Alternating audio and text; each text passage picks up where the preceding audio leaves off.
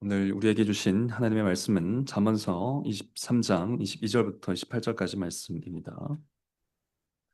이것은 하나님의 말씀입니다. 하나님의 말씀을 들으십시오. 너 낳은 아비에게 청종하고 내 늙은 어미를 경히 여기지 말지니라. 진리를 사고서 팔지 말며 지혜와 훈계와 명철도 그리할지니라.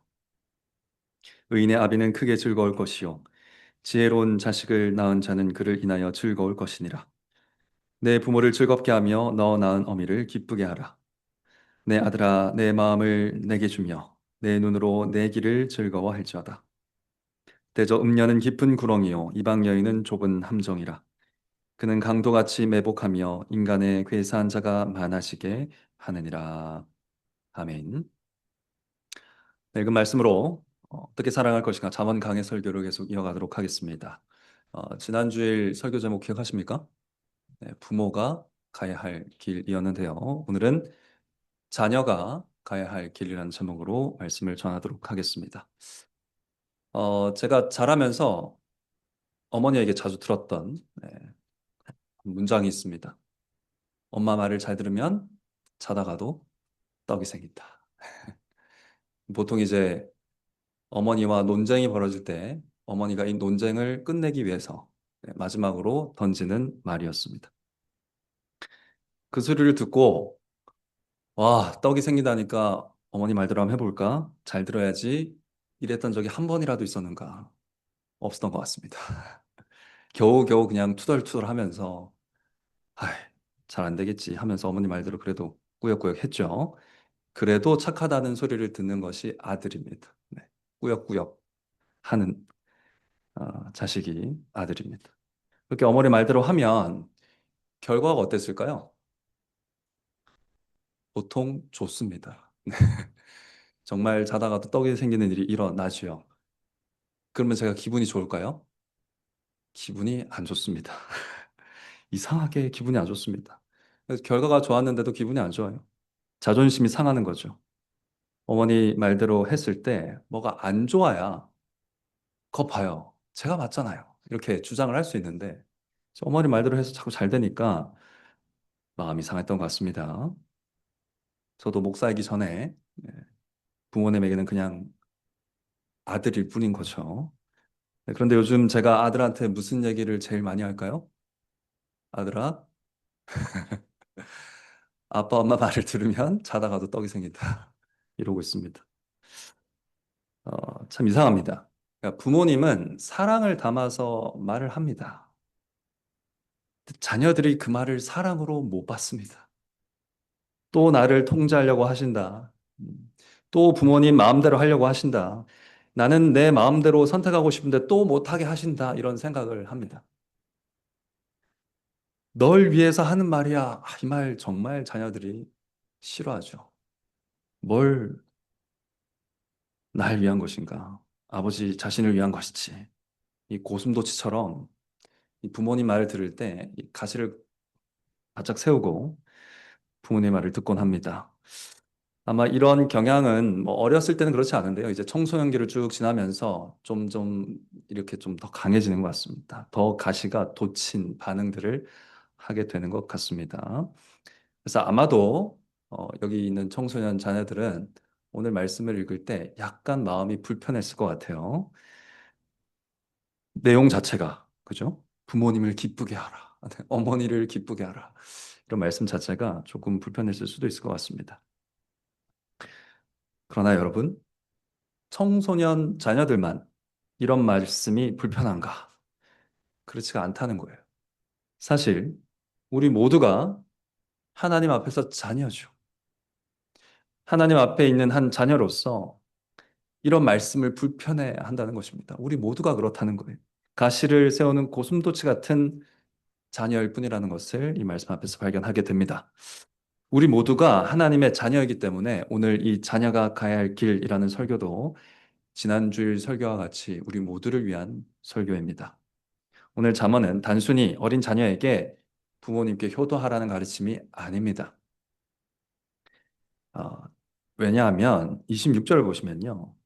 부모에게 순종하라라고 가르치고 있는 이 사람이 누굽니까? 부모이면서 동시에 나입니다. 여러분, 잠언에서 1인칭 나는 누굴까요? 솔로몬 왕입니다. 그러니까 이 지금 부모가 누구냐면 부모이면서 하나님 나라의 왕인 솔로몬의 말입니다. 그러니까 솔로몬이 하나님 나라의 왕이자 아버지로서 하나님 나라의 백성이자 하나님의 자녀인 모든 성도들에게 주는 가르침이라는 것입니다. 우리가 지난주일에 모든 성도가 부모로서 가야 할 길을 배웠다면 마찬가지로 오늘 어린아이부터 어른까지 모든 성도가 하나님의 자녀로서 가야 할 길을 배워야 할 것입니다. 하나님의 자녀라고 믿는 모든 성도들은 모두 오늘 잠언을 듣고 자녀가 어떤 길로 가야 하는지 말씀에서 지혜를 얻으시기를 바랍니다. 오늘은 전반부가 아주 중요하니까 잘 들으십시오. 자녀가 가야 할 길은 무엇인가? 오늘 잠언은 한마디로 순종의 길이라고 가르칩니다. 우리 자녀들 순종이 뭡니까? 순종. 순종하라는 말은 많이 듣지만 순종이 뭔가요? 오늘 이 청종하라라고 되어 있는 이 단어인데요. 이 말은 원어로 읽어보면 들으라는 뜻입니다. 들어라. 말을 듣는 것이 순종입니다. 네. 그냥 귀를 열고 소리를 듣기만 해서는 안 되겠죠. 22절은 그래서 참 잘된 번역인 것 같습니다. 청종, 들을 청자, 따를 종자. 듣고 따르는 것이 바로 순종입니다. 근데 오늘 잠언은요, 이렇게 들어라로 시작해가지고 어떻게 이 가르침이 이어지냐면 마지막 부분에 가서는 기뻐하라로 끝납니다. 네. 들어라, 청종하라 이렇게 시작했는데 끝에 가면 갈수록 기뻐하라라고 나아갑니다. 기뻐하라로 나아갑니다. 그래서 22절에 보면 너를 낳은 아버지에게 순종하라가 나중에 26절에서 내 눈으로 내 아버지 나의 길을 아버지인 나의 길을 즐거워하라로 바뀐다는 것입니다. 그러니까 이 잠언을 그래서 쭉 읽다 보면 어떻게 생각의 흐름이 이어지는 게 당연하냐면 부모님께 순종한다는 것이 그러면 부모님을 기뻐하라는 얘기인가? 로 생각의 흐름이 자연스럽게 이어지는 게 자연스럽고 당연합니다. 그리고 그 말은 맞습니다. 이 잠언이 설명하고자 하는 지혜가 바로 그것입니다. 성도 여러분, 순종이 무엇입니까? 상대방을 마음으로 기뻐할 때 자연스럽게 내 삶에 나타나는 행동입니다. 그게 순종이죠. 상대방이 내가 너무 기쁠 때, 네, 내 앞에 있는 사람이 너무 기쁠 때 내 안에서 나타나는 반응을 뭐라고 하는가? 순종이라고 한다는 것입니다. 우리는 상대방을 기뻐할 때 그의 말을 듣고 따르기를 주저하지 않습니다. 그러므로 자녀들이 순종의 길을 걷기 위해 알아야 될 지혜는 무엇인가? 부모를 기뻐하는 것입니다. 하나님 아버지를 향한 순종도 마찬가지입니다. 하나님의 말씀을 잘 듣는 길, 잘 청종하는 길, 잘 듣고 따르는 길이 어디 있는가? 하나님을 기뻐함에 있다는 것입니다. 오늘 23절 말씀이 이것을 가르치는데 23절 말씀 한번 다 같이 읽어보도록 하겠습니다. 시작. 진리를 사고서 팔지 말며 지혜와 훈계와 명철도 그리할지니라. 이 말씀은 좀 이렇게 읽어야 의미가 좀 살아납니다. 진리는 그 어떤 대가를 치르고서라도 사라. 명령어입니다. 그리고 그 무엇을 준다고 해도 사놓은 진리만은 팔아선 안 된다. 이렇게 가르치고 있습니다. 지혜와 훈계와 명철도 똑같이 그렇게 하라. 이런 말씀입니다. 근데 사실 여러분 이 23절 말씀이 오늘 전체 가르침에서 보면 상당히 생뚱맞죠? 네. 그 부모와 자녀의 관계에 대해서 막 가르치는 것 같은데 갑자기 진리를 살아. 이런 말씀이 뭔가 순종하라는 내용과 맞지 않는 것 같습니다. 하나님의 말씀의 흐름을 깨는 것처럼 생뚱맞게 보입니다. 그런데 생각해 보십시오. 여러분, 진리가 무엇입니까? 진리가 뭡니까?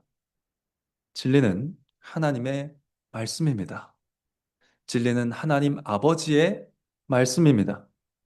지혜와 훈계와 명철도 모두 하나님 아버지의 말씀입니다.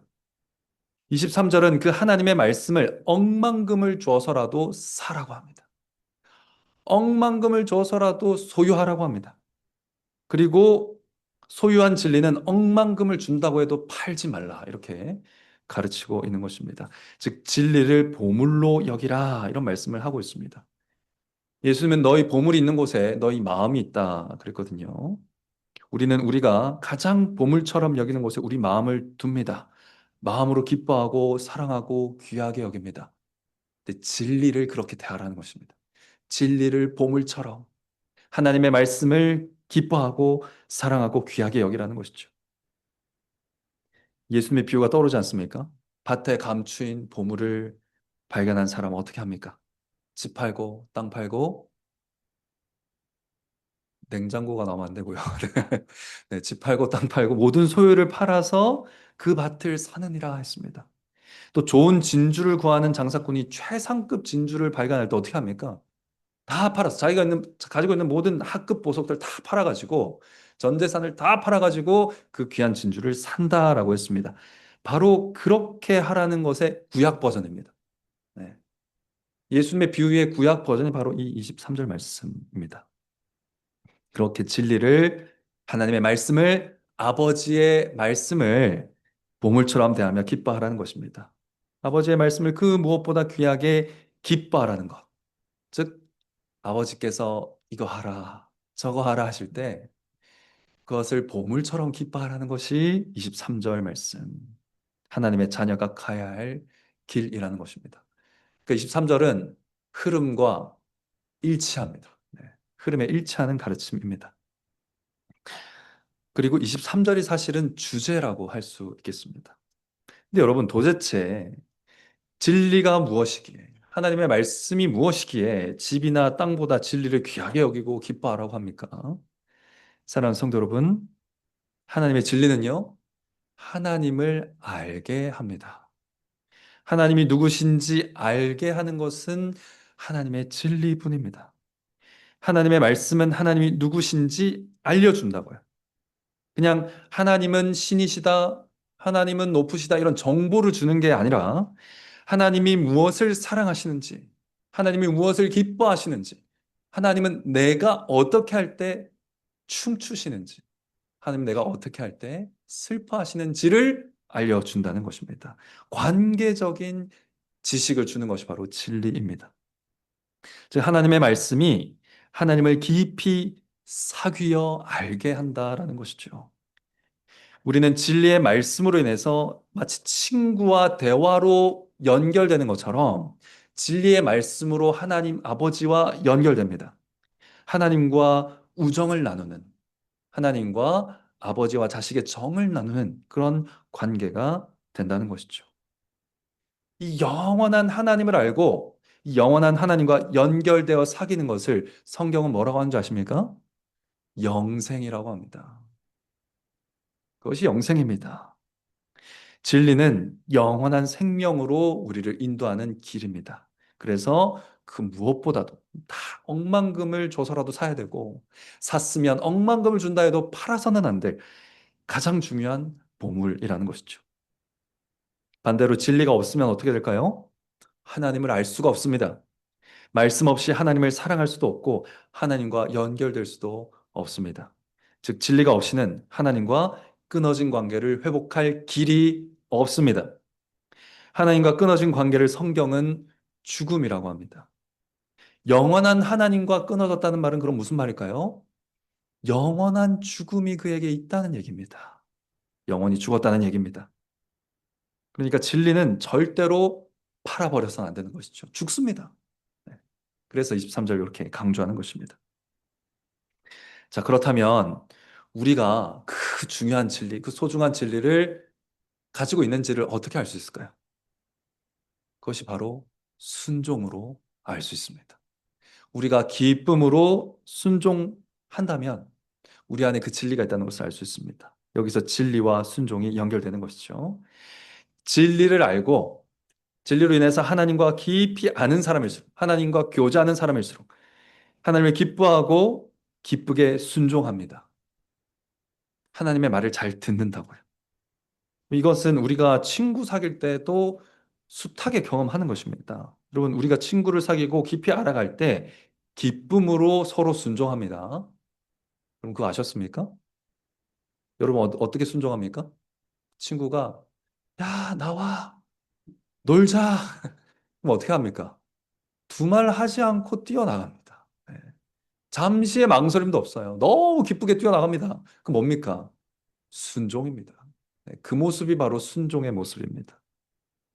친구에게 순종이라 하니까 어색하지만 바로 그것이 순종의 모습입니다. 상대방에 대한 마음의 기쁨이 행동으로 드러나는 것이 바로 순종이라는 것이죠. 흥미로운 것은 우리가 그 순종을 통해서 상대방을 더 깊이 알아가게 된다는 것입니다.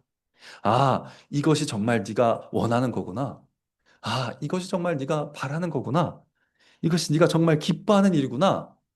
말을 듣고 순종하면 이런 것들을 알아가는 것입니다. 그러니까 알미 순종을 낳는데요.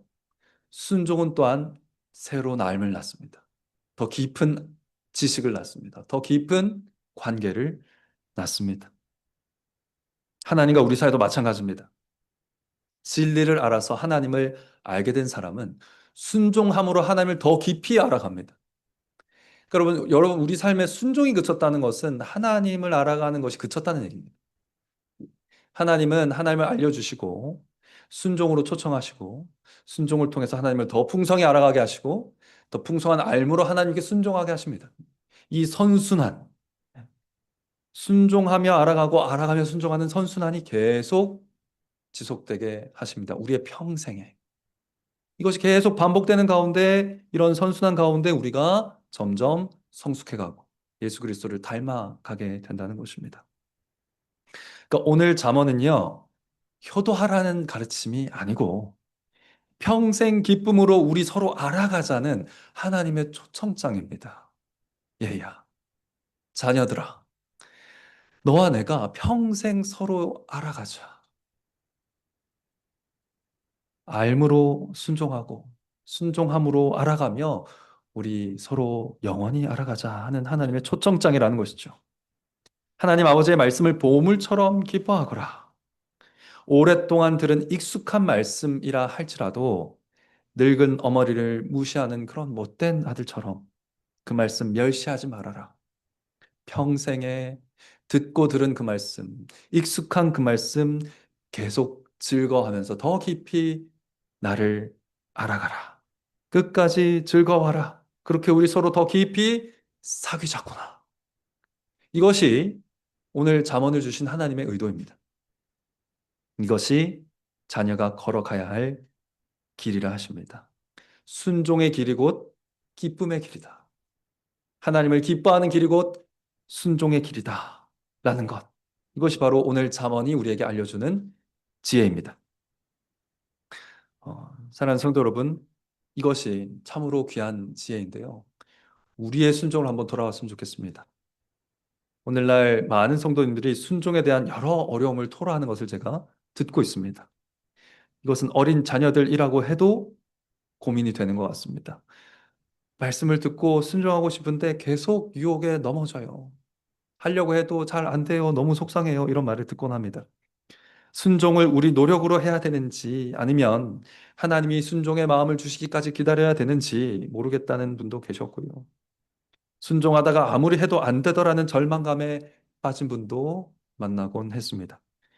또 순종하면서 얻은 상처와 아픔 때문에 화가 나 있는 분도 있습니다. 순종을 명령하신 하나님께 화가 나신 분들도 있을 수 있다고 생각합니다.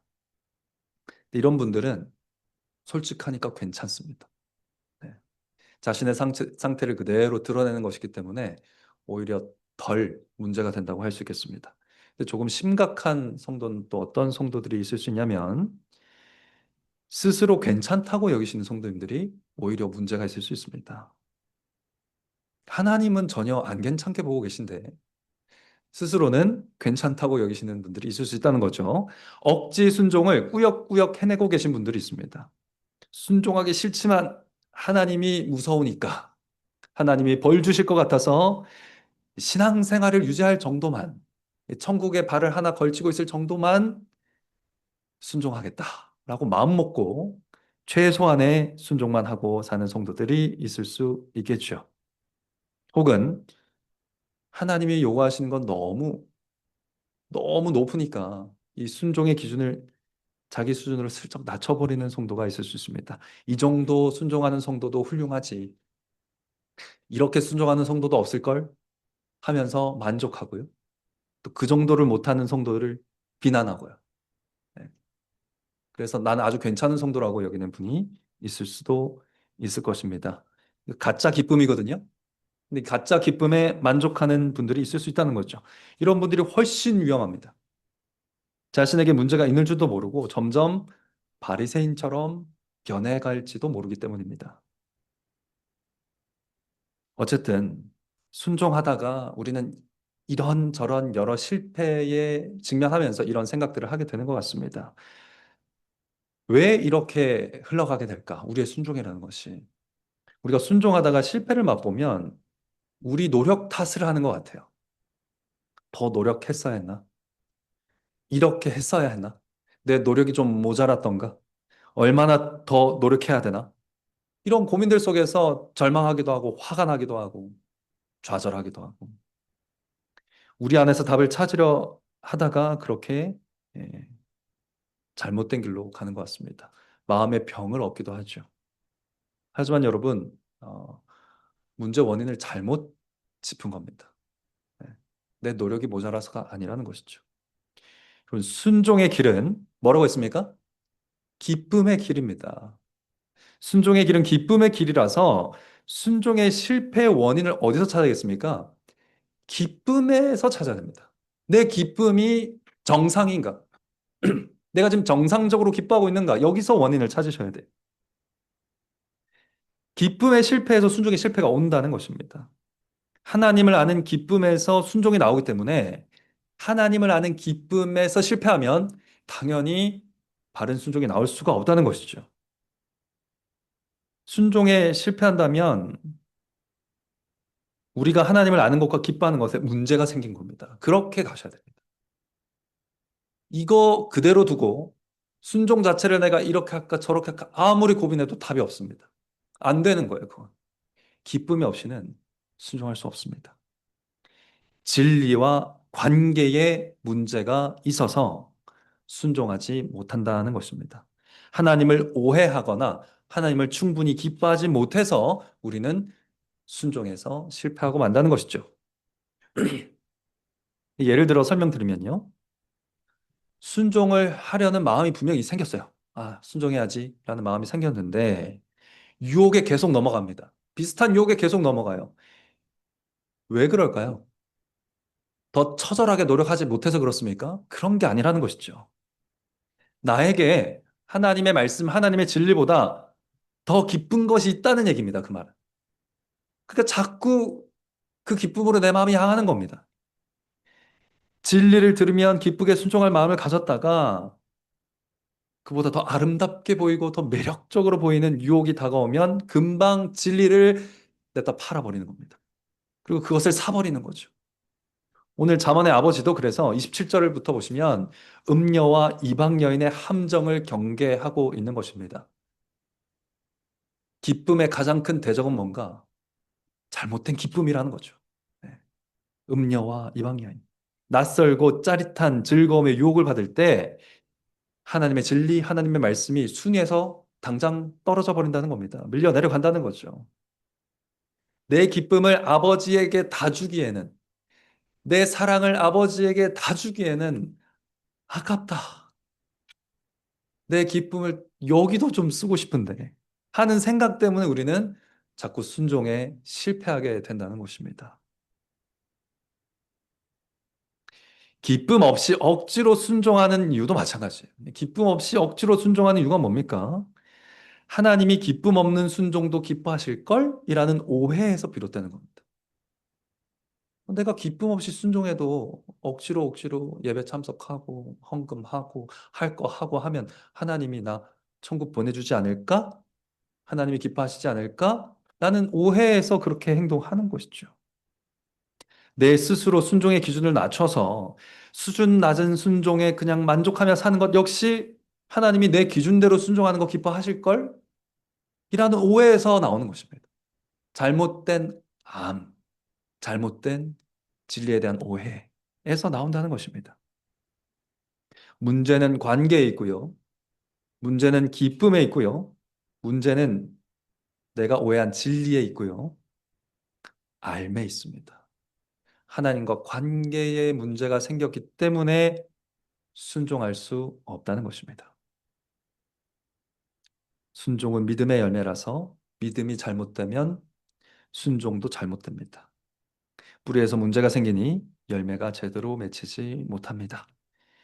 하나님을 모르거나 하나님을 오해하거나 하나님을 기뻐하지 않기 때문에 우리는 순종에 문제가 있는 것이죠. 사랑하는 성도 여러분, 원래 사람의 순종이 이 모양 이 꼴이었던 건 아닙니다. 하나님이 창조하신 아담과 하와는요, 하나님의 형상대로 창조되었습니다. 그들은 하나님과 바른 관계를 누릴 수 있는 의인이었고요. 하나님이 기뻐하시는 일을 잘 아는 지혜로운 아들, 딸이었습니다. 그래서 하나님은 이들을 창조하시고 창조된 모든 것을 보실 때 어떻게 하셨습니까? 심히 기뻐하셨습니다. 이 내용이 24절에 나오고 있습니다. 의인의 아비는 크게 즐거울 것이요. 지혜로운 자식을 낳은 자는 그를 인하여 즐거울 것이니라. 여기서 낳은 자 이렇게 되어 있는데 낳은 자는 창조라고 번역할 수도 있는 단어입니다. 지혜로운 아들을 창조한 하나님, 의인을 창조한 하나님은 너무너무 기뻐하셨습니다. 특별히 이 앞에 크게 즐거워하다라는 단어는요, 심장이 떨리는 기쁨을 얘기하는 거예요. 기뻐서 심장 떨려본 적 있습니까?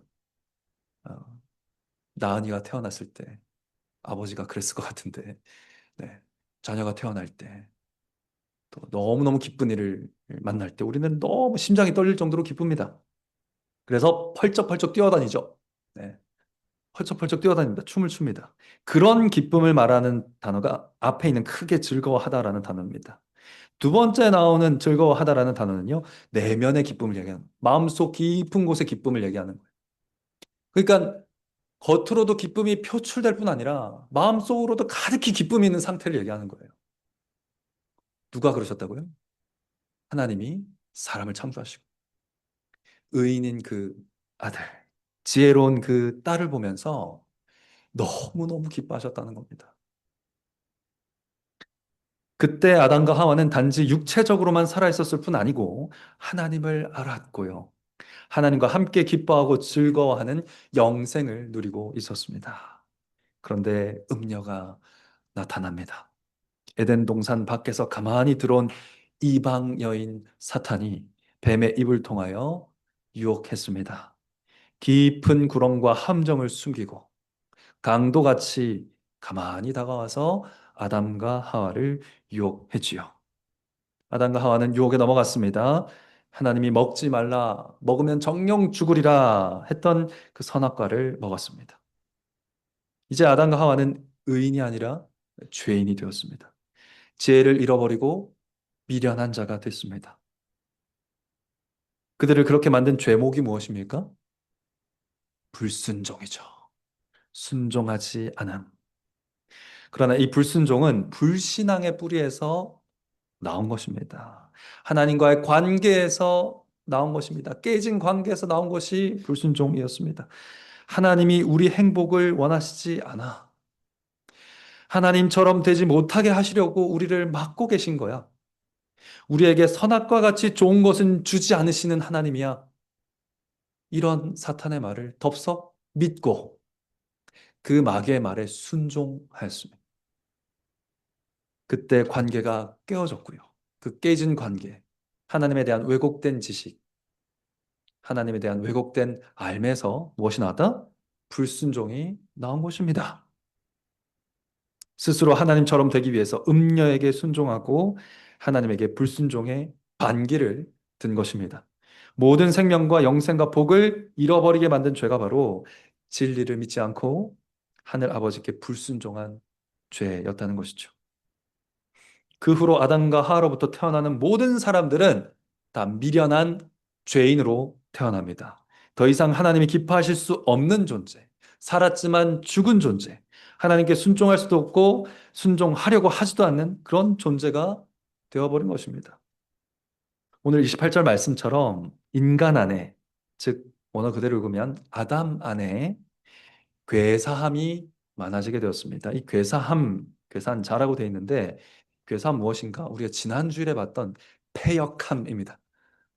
거짓으로 배신하고 너 죽고 나 살자 하는 그 삶의 방식, 뱀처럼 하나님의 말씀을 왜곡해서 서로를 죽이고 이득을 취하고 그렇게 살아가는 패역함이 아담에게 가득해져 아담의 후손들에게도 가득해지는 그런 비참한 인생이 되어버린 것입니다. 그래서 우리의 순종이 이 모양 이 꼴입니다. 사랑하는 성도 여러분, 하나님은 이러한 삶에서 하나님이 택하신 백성을 구속하시려고 아브라함과 언약을 맺으시고 하나님의 나라를 세우겠다고 약속하셨습니다. 그 약속대로 세워진 나라가 어떤 나라죠? 이스라엘입니다. 그리고 하나님은 이스라엘에 누구를 세우셨습니까? 왕을 세우셨습니다. 왕을 세우셔서 하나님 나라의 백성을 진리로 다스리게 하셨습니다. 그리고 왕이 해야 될 가장 중요한 의무가 뭔지 아십니까? 통치를 잘하라, 싸움을 조종하라, 재판을 잘하라 전혀 아닙니다. 신명기에 보면 하나님의 율법을 기록해 가지고 그걸 매일 읽으면서 하나님 경외하기를 배우는 것이 왕의 첫 번째 가장 중요한 의무였습니다. 다 하지 마라 하지 마라 하지 마라 하다가 하라 하는 게 처음 나오는 게 그거예요. 하나님의 율법을 공부하라는 거예요. 하나님 경외하기를 배우라는 거예요. 그게 왕의 의무였습니다. 그래서 이 의무에 충실했던 솔로몬이 하나님의 백성을 하나님의 말씀대로 잘 가르치려고 기록한 책이 잠언이라는 것입니다. 그런데 잠언은 솔로몬 왕이 썼습니다. 그렇지만 솔로몬이 완성할 수는 없는 책이었습니다. 솔로몬은 하나님께 청종하라, 아버지에게 청종하라, 하나님을 기뻐하라, 오늘 말씀과 같이 명령할 수는 있었지만 실제로 그 백성들이 하나님을 기뻐하게 만들 수는 없었습니다. 기뻐 명령에 순종하게 만들 힘은 이 솔로몬 왕에게는 없었던 것이죠. 훗날 솔로몬조차도 불순종의 길을 가버리지 않습니까? 이것이 무엇을 말해줍니까? 우리에게는 솔로몬 왕보다 더 탁월한 왕이 필요하다는 것입니다. 우리에게 순종하라고 명령하실 뿐 아니라 그 전에 순종할 수 있는 지식, 순종할 수 있는 진리를 제공해주고 하나님을 알게 하고 하나님과 연결시키고 하나님과 함께하게 하는 왕이 필요한 것이죠. 하나님을 기쁨으로 교제할 수 있는 우리를 순종의 사람으로 거듭나게 하실 수 있는 다시 태어나게 하실 수 있는 왕이 필요한 것입니다. 그 왕이 누구십니까? 예수 그리스도라는 것입니다. 예수님은 하나님의 자녀가 가야 할 길을 이 땅에 오셔서 완벽하게 걸어가신 분입니다. 죽기까지도, 죽는 그 순간까지도 하나님의 뜻에 완전히 순종한 것에서 우리는 뭘 볼 수 있어야겠습니까? 순종의 길은 어떤 길이다? 기쁨의 길이다. 예수님이 하나님을 얼마나 기뻐하셨는지를 봐야 됩니다. 하나님을 얼마나 기뻐하셨는지 죽기까지 순종한 것입니다. 예수님처럼 하나님을 기뻐하신 사람이 없습니다. 끝까지 하나님의 뜻을 기뻐하시며 죽으신 것이죠. 그리고 예수님은 그렇게 기쁨으로 죽으면서 진리를 알려주셨습니다. 사람들이 잘 깨닫지 못하던 진리, 잘 알지 못하던 진리 무엇입니까? 하늘 아버지가 얼마나 죄를 미워하시며 하늘 아버지가 얼마나 죄인을 사랑하시는가. 이 진리를 예수 그리스도가 알려주신 것입니다. 의롭고 지혜로운 독자입니다. 눈에 넣어도 아프지 않을 아들입니다. 뛰어 춤을 출 정도로 심히 기뻐하시는 사랑하는 아들이 예수 그리스도입니다. 그런데 그 아들의 어깨에 우리의 죄의 짐을 다 지우셨습니다. 하나님 아버지가 그렇게 하셨습니다. 그 죄의 짐을 지고 있다면 아무리 사랑하는 아들이라도 죽음으로 값을 치르라고 하시는 이 하나님, 공의의 하나님, 정의의 하나님, 죄를 죄대로 심판하시는 하나님이심이 드러나는 것이죠. 동시에 그 아들을 죽여서라도 우리를 구원하실 정도로 우리의 죄에 대한 형벌을 다 아들에게 덮어씌우고 벌하시더라도 우리를 살리려고 하실 정도로 하나님은 누구를 사랑하신다? 자기 백성을 사랑하시다. 하나님은 사랑과 공의의 하나님이십니다. 이 진리가 성경에 가득한데요. 예수님은 살아있는 진리로 이 땅에 오셔서 이 진리를 우리에게 선포하셨습니다. 우리의 죄가 얼마나 크며 하나님은 얼마나 의로우신지를 보려면 예수님을 보아야 됩니다. 예수님이 진리이십니다. 동시에 하나님이 우리를 얼마나 사랑하시며 우리가 얼마나 그 사랑을 받을 자격이 없는지도 누구를 보아야 합니까? 예수 그리스도를 보아야 합니다. 이 모든 것을 우리의 공로 없이 우리가 한 것 없이 그냥 은혜로 받았구나. 예수님을 보아야 알 수 있습니다. 예수님이 진리이십니다. 예수님은 죽으심으로 하나님이 누구신지 알려주셨고요. 십자가에서 하나님께로 가는 길이 되셨고요. 부활하셔서 우리의 생명이 되셨습니다. 예수님은 길과 진리와 생명이신 것이죠. 그 그리스도께서 십자가에서 흘리신 보혈이 마치 출산의 피처럼 철철 흘러내려서 아담과 하와의 후손들이 그리스도 안에서 다시 태어나 새로운 생명을 얻게 되었습니다. 오늘 잠언의 25절 말씀을 예수님께서 완성하신 겁니다. 25절 말씀 보시면요. 너희 아버지 어머니 너희 부모를 즐겁게 하며 너를 낳은 어미를 기쁘게 하라 돼 있는데 사실 원어를 읽어보면요. 너의 아버지와 어머니를 즐겁게 하며 너 낳은 자를 기쁘게 하라 이렇게 돼 있습니다. 앞에 어머니가 나왔기 때문에 뒤에 어머니가 또 나오지 않습니다. 아버지와 어머니, 너 낳은 아버지와 어머니를 기쁘게 하고 또 너 낳은 자를 기쁘게 하라 이렇게 말하고 있습니다. 이 아버지, 어머니에게서 태어난 우리는 성령 하나님 안에서 다시 납니다. 거듭 나는 것이죠. 다시 태어납니다. 삼위 하나님을 알고 삼위 하나님을 기뻐하는 순종의 삶을 살아갈 수 있는 존재로 다시 태어납니다. 이것을 거듭남이라고 하죠. 오늘 나은이가 세례를 받게 될 텐데 세례가 무엇입니까? 거듭남을 표하고 인치는 것이 바로 세례입니다. 그리스도를 믿음으로 성령 안에서 다시 태어난 하나님의 자녀들은 아버지께 진심 어린 순종을 드릴 수 있게 됩니다. 기뻐할 수 있게 됩니다. 순종 자체를 기쁨으로 받아들일 수 있게 되는 것이죠. 자녀가 가야 할 순종의 길을 기쁨으로 걷는 자가 되게 하신 분이 바로 예수 그리스도이십니다. 사랑하는 성도 여러분, 그러므로 진리를 아시기 바랍니다. 그리스도를 아시기 바랍니다. 순종이 어려우신 모든 성도 여러분, 그리스도를 아셔야 됩니다. 진리를 아셔야 됩니다. 하나님이 우리를 보실 때 의롭고 지혜로운 아들 그리스도를 보시듯이 사랑스러운 눈으로 우리를 바라보십니다. 이것을 기억하셔야 됩니다. 우리를 보시면서 심히 즐거워하고 기뻐하신다는 사실을 믿으셔야 됩니다. 예수 그리스도를 보면서 기뻐하시고 심히 즐거워하셨는데요. 그 자리에 지금 우리가 앉아 있습니다. 예수님과 연합해서 우리가 앉아 있다는 사실을 기억하시기 바랍니다. 이 기쁨이 변치 않습니다. 확고합니다. 이 사실을 믿지 못할 때 우리는 순종에 자주 실패하게 됩니다.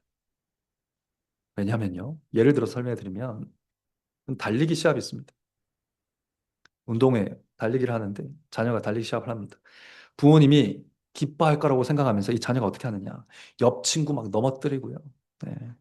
앞에 가는 애 머리카락 잡고 반칙하면서 막 1등을 해요. 엄마, 아버지, 어머니는 1등 좋아하셔. 1등 하면 기뻐하실 거야. 그럼 온갖 반칙을 쓰면서 1등을 따내요. 부모님이 기뻐할까요? 안 할까요? 기뻐하지 않습니다. 근데 왜 이렇게 행동합니까? 부모님은 1등 하는 나만 사랑하실 거야. 내가 1등이라는 조건을 갖춰야 사랑하실 거야. 그래야 나를 기쁘게 봐주실 거야. 라는 생각을 하기 때문입니다. 그런 믿음에서 이런 행동이 나오는 것입니다. 사랑하는 성도 여러분, 그렇지 않습니다. 부모님이 달리기에서 보기 원하는 것은 그냥 내 아들을 보기 원합니다. 내 딸을 보기 원합니다. 내 딸 그대로, 내 아들 그대로를 보기 원합니다. 달리기 좀 못하면 어때요? 가다가 넘어지면 어떻습니까? 꼴찌를 하면 어때요? 내 아들이 뛰는 걸 보고 싶습니다. 내 아들이 달려가는 걸 보고 싶어요. 그것이 부모의 마음 아니겠습니까? 정직하게 실력대로 최선을 다해 달리는 모습을 보고 싶은 겁니다. 넘어져도 다시 일어나면서 인내하면서 끝까지 포기하지 않는 것을 보기 원하지 않겠습니까? 우리 마음대로 결승선을 잡아 당겨가지고 순종의 기준을 낮추거나 지옥 가지 않을 만큼만, 네. 하나님의 눈밖에 나지 않을 만큼만, 신앙을 잃어버리지 않을 만큼만 순종하겠다는 그런 마음 가지고 계시다면 여러분 돌아서십시오. 반칙하지 말라는 것입니다. 반칙하지 말라는 것입니다. 여러분 순종하려면요 늘 말씀 그대로 순종하겠다고 마음을 드셔야 됩니다. 하나님 말씀 그대로 순종하겠다는 마음을 가지셔야 됩니다. 그러면서 뛰면 반드시 넘어지죠. 반드시 잘 못합니다. 반드시 실패하지만 그렇게 못하고 실패해서 솔직하게 하나님 저 못하겠어요. 힘들어요. 도와주세요. 하기를 바라시는 겁니다. 같이 뛰기를 원하시는 거예요. 동행하시면서 도울 준비 다 하시고 한번 달려봐라 하시는 겁니다. 성령님 돕지 않으시면 조금도 순종하지 못하겠습니다. 솔직하게 기도하면서 순종하십시오. 함께 달리면서 도와주실 것입니다. 힘과 능력을 주실 것입니다. 무엇보다도 그 과정에서 우리를 바라보는 기쁜 그 눈을 취소하지 않으실 겁니다. 우리를 끝까지 기쁘게 바라봐 주신다는 것입니다. 우리를 향한 기쁨을 취소하지 않으십니다. 실패를 반복하면서 조금씩 조금씩 그리스도를 더 닮아가게 하시며 그리스도를 닮아가는 과정을 기쁘게 바라보시는 하나님이 계시다. 이 사실을 믿는 자는 다시 말씀의 기준 그대로 순종을 시작할 것입니다. 그런 순종을 시작하시길 간절히 바랍니다. 또 순종하려는 마음이 있지만 유혹에 계속 넘어지는 분 계시다면 여러분 하나님을 기뻐할 시간 없이 어떻게 그 유혹을 이길 수 있겠습니까? 하나님 말씀을 기뻐할 시간을 확보하시기 바랍니다. 왜냐하면요, 여러분, 예수님도 이 생의 가운데 순종의 길을 끝까지 걸어가신 예수님도 새벽 미명에 한적한 곳에 가서 기도했습니다. 예수님도 기도했다면 우리는 어떻게 해야겠습니까? 예수님도 기도하면서 하나님과 교제하고 기뻐하는 시간을 확보하셨는데 우리가 어떻게 기도하지 않고 하나님과 교제하지 않고 진리를 기뻐하는 시간을 갖지도 않고 순종하려는 길을 갈 수 있겠습니까? 매일 더 새롭고 더 즐겁고 더 짜릿한 유혹이 접근하는데 할 일은 많고 볼거리는 많고 놀거리도 많고 즐길 거리도 즐비한데 어떻게 순종의 길을 가겠습니까? 순종할 시간이 있습니까? 없지 않습니까? 혼자서 말씀을 묵상하고 가족과 함께 예배하고 혼자가 힘들면 교회 성도들을 부르고 요청하고 같이 나누자, 같이 배우자, 같이 연구하자. 진리를 즐거워하며 연구하며 공부하고 묵상하면서 하나님의 말씀을 기뻐하고 나누는 시간이 그 어느 때보다 필요한 시대 아닙니까? 늘 그랬지만 더욱 그러한 시기가 아닙니까? 여러분, 기도하지 않고 진리를 기뻐할 시간을 갖지 않는다는 건요, 예수님보다 내가 더 잘할 수 있다고 믿는 교만을 보여주는 것입니다. 예수님도 기도했습니다. 우리라고 별 수 있겠습니까? 삼위 하나님 안에서 기뻐하는 시간을 통해서 더 순종하는 자녀가 되어 가시기를 간절히 바랍니다. 결론입니다. 사랑하는 성도 여러분, 하나님은 우리의 행복을 위해서 이 모든 것을 명령하신다고 하십니다. 신명기 10장 11절부터 이런 말씀 있습니다. 이스라엘아, 내 하나님 여호와께서 내게 요구하시는 것이 무엇이냐? 곧 내 하나님 여호와를 경외하여 그 모든 도를 행하고 그를 사랑하며 마음을 다하고 성품을 다하여 내 하나님 여호와를 섬기고 내가 오늘날 내 행복을 위하여 내 행복을 위하여 내게 명하는 여호와의 명령과 규례를 지킬 것이 아니냐. 아버지의 모든 말씀이 우리의 행복을 위한 말씀, 우리의 기쁨을 위한 말씀입니다. 이 말씀 정말 우리에게 이루어질 수 있도록 그리스도께서 오셨습니다. 진리이신 그리스도 안에서 하나님의 사랑을 바라보는 가운데 패역한 우리의 가시가 하나둘 떨어져 나갈 것입니다. 그래야 하나님 아버지의 말도 그리고 하나님의 말씀을 전하는 우리의 부모님의 말도 사랑으로 기쁘게 받아들일 날도 오겠지요.